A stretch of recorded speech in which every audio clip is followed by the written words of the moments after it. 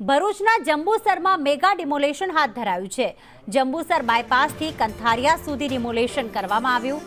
ગેરકાયદે બાંધકામ પર બુલડોઝર ફરી વળ્યું છે। ડિમોલેશનની કામગીરીને લઈને વેપારીઓમાં રોષ વ્યાપ્યો। 2 દિવસની ટૂંકી નોટિસ આપી ડિમોલેશનથી લોકોમાં રોષ છે। તંત્ર દ્વારા ટ્રાફિકને અડચણરૂપ દબાણ દૂર કરવામાં આવ્યા।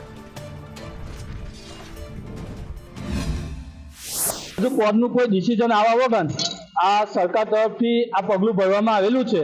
એનાથી અમને કોઈ વાંધો નથી। સરકારને જુઓ તો અમારી જમીન બી લઈ લે।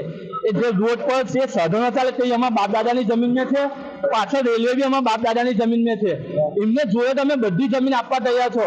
અમારી જમીન લઈ લો ને અમને પૈસા આપી દો। ભરૂચ શહેર અને જિલ્લામાં ટ્રાફિક સમસ્યાને હળવી કરવા વહીવટી તંત્રએ કડક વલણ અપનાવ્યું છે, જેને કારણે જે જાહેર માર્ગો પર જે બિનઅધિકૃત બાંધકામો કરવામાં આવે છે તેને તંત્ર દ્વારા દૂર કરવામાં આવે છે અને જે કંથારિયા જે રોડ છે ત્યાં આગળ તંત્ર દ્વારા મેગા ડિમોલેશનની કાર્યવાહી હાથ ધરવામાં આવી છે। આપ જોઈ શકો છો કે આ જે માર્ગ છે જે સ્ટેટ હાઈવે અને ગાંધી માર્ગ છે, જેને કારણે આ માર્ગ પરથી રોજ હજારો વાહનો પસાર કરાય છે, જેને કારણે ટ્રાફિક સમસ્યા ઉદ્ભવતી હોય છે।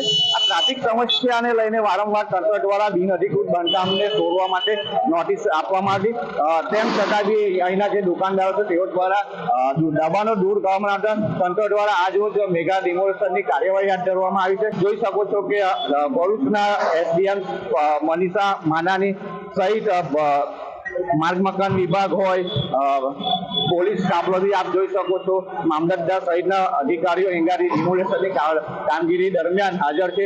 આપ જોઈ શકો છો કે કોઈ અનિચ્છનીય બનાવ બને તેના માટે પોલીસ કાફલો બી ખડકી રહેવામાં છે અને હાલ જે બિનઅધિકૃત બાંધકામ છે તેને તંત્ર દ્વારા બુલડોઝર મારી તોડવામાં આવી રહી છે, જેને કારણે અહીં ટ્રાફિક સમસ્યા આગામી દિવસોમાં હળવી થાય તેવી આગામી દિવસોમાં આ રોડ પર ટ્રાફિકની સમસ્યા હળવી થાય તેવું માનવામાં આવે છે। વીરા રાણા, દેશ ન્યૂઝ, ભરૂચ।